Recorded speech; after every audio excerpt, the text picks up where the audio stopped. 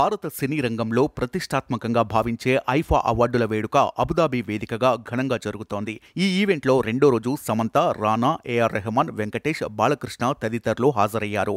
టాలీవుడ్, కోలీవుడ్, బాలీవుడ్ నటీనటులు పలు జాబితాల్లో అవార్డులు సొంతం చేసుకోగా ఈ వేడుకల్లో మెగాస్టార్ చిరంజీవి మరో ప్రతిష్టాత్మక అవార్డును కైవసం చేసుకున్నారు. Outstanding achievement Indian cinema పురస్కారం అందుకున్నాడు. ఉమెన్ ఆఫ్ ది ఇయర్ అవార్డును సమంత గెలుచుకున్నారు. మిగిలిన కేటగిరీలో అవార్డులు సొంతం చేసుకున్నారు. Outstanding achievement in Indian cinema award చిరంజీవికి దక్కగా, గోల్డెన్ లెగసీ అవార్డు బాలకృష్ణకు, తెలుగులో ఉత్తమ నటుడు అవార్డు హీరో నానికి, ఉమెన్ ఆఫ్ ది ఇయర్ సమంతకు, outstanding excellence in Kannada cinema award Rishab శెట్టికి, తమిళం ఉత్తమ చిత్రంగా రజనీకాంత్ నటించిన జైలర్ చిత్రానికి దక్కగా, outstanding contribution of Indian cinema award ప్రియదర్శన్కు దక్కింది. ఇక పొన్నియిన్ సెల్వన్ 2 పలు విభాగాలలో అవార్డులు అందుకుంది. ఉత్తమ నటుడిగా హీరో విక్రమ్కు, ఉత్తమ నటిగా ఐశ్వర్యరాయ్కు, ఉత్తమ దర్శకుడిగా మణిరత్నంకు, ఉత్తమ సంగీత దర్శకుడిగా ఏఆర్ రెహమాన్, ఉత్తమ సహాయ నటుడిగా జయరాం, ఉత్తమ నేపథ్య గాయకుడు చిన్నంజిరు, ఉత్తమ నేపథ్య గాయని శక్తిశ్రీ గోపాలన్కు అవార్డులు దక్కాయి. మార్క్ యాంటోనీలో నటనకు గాను ఉత్తమ విలన్గా ఎస్జే సూర్యకు అవార్డు దక్కింది.